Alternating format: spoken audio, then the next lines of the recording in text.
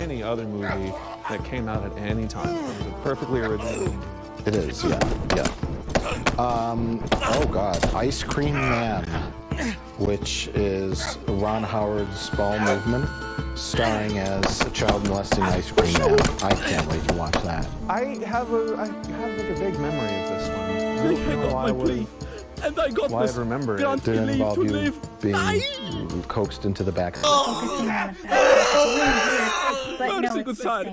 I'm guessing they purposefully wanted this to look like a spiritual sequel to the J.J. Abrams movies, which I feel like we all agree is going to be pretty bad, but now in addition it just also looks super dated. Like, it just looks like it was a show where we're looking at each other with like these knowing glances, and I was like, hang on a second.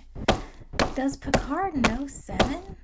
Like, I don't think... So an easier way to do it is to run a mix of ethylene glycol and water and run lower pressure. This works because the ethylene glycol, the pilot has to reach up out of the cockpit to manipulate. The Albatross D3's engine was usually a Mercedes 6-cylinder D3. The D3 did a very different way. Instead of a block, the Mercedes had a crank force, which is in 2 lines, an upper and lower. They are aluminum and bolted together with a lot of hardware, and they enclose the crankshaft. The cylinders themselves are not cast into the crankcase. It's not like a block.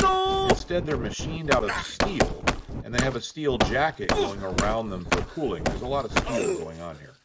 Those cylinders are bolted to the crankcase, cam, opposed valves, and a combustion chamber that wouldn't look out of place on a 1960s European automobile. The camshaft and rockers were exposed, meaning there was no valve cover, and it would throw oil out, although they tried to minimize this with baffles and felt packing, which absorb the oil, but pouring coolant, it's a lot heavier. This contributes to the high weight of the Albatross D3, power of typical Allied fighters from late 1916 to mid-1917. Don't underestimate the importance of this advantage. Performance of the Albatross was okay. Not great, but not bad. I'll start by comparing speed to everything else shown here. The Pup and Triplane are not on this graph, so I'll add in some data for them. The Pup's 80 horsepower engine just isn't enough, which is why it was replaced by the Triplane and then the Camel. The Sopwith Triplane can outclimb the Albatross, although just barely, in the Newport building. Now, it's not that the Albatross isn't maneuverable, it is, and it has the advantage here over the Spad 7, which was a common opponent, and over all of the two-seaters, which were frequent opponents on the Western Front. I realize I sort of left out the Spad 7, which may have been the best of the late 1960s, probably the most successful fighter of the First World War. Now, records are scarce on this, but it looks like the Albatross D3 shot down more enemy planes than any other World War I fighter. And if not, it's darn close. So there's no denying it was hugely successful for about 6 months. Part of the reason it's hard to tell is it's hard to differentiate between an Albatross, the end of the Albatross era, to the newer British and French fighters, the Sopwith Camel, SE-5A, Spad 13.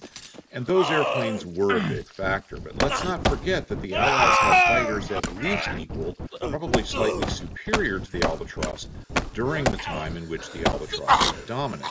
In fact, by the numbers, the Albatross D3 is only a mediocre fighter. So why was it so successful? World War I playlist. Regarding the D5, the German pilots were somewhat disappointed in it. After the D2 and D3, they must have been looking forward to a new Albatross to help them deal with the new improved British and French. The very meta. One of the 15 themes? One of the meta themes, which is heavily acknowledged throughout the film. Continued the Matrix. Even I've heard that. Yeah, we kept some kids entertained. The very meta. One of the 15 themes? One of the meta themes, which is heavily acknowledged throughout the film. Continued the Matrix. Even I've heard that. Yeah, we kept some kids entertained. And, we're not going to tell you anything, and yet also inexplicably, we're never going to stop talking. Yeah. Those movies get so bogged down in dialogue. And so if you don't understand it, you're stupid. Don't even try to analyze the Matrix films because you didn't understand it. Neither. It's perfect. Neo flying up at the end. You're like, okay, I got it. I don't need any more. It's a perfect little movie. Yeah. And there would have been millions of ways to make really good sequels to that, I think. But well, it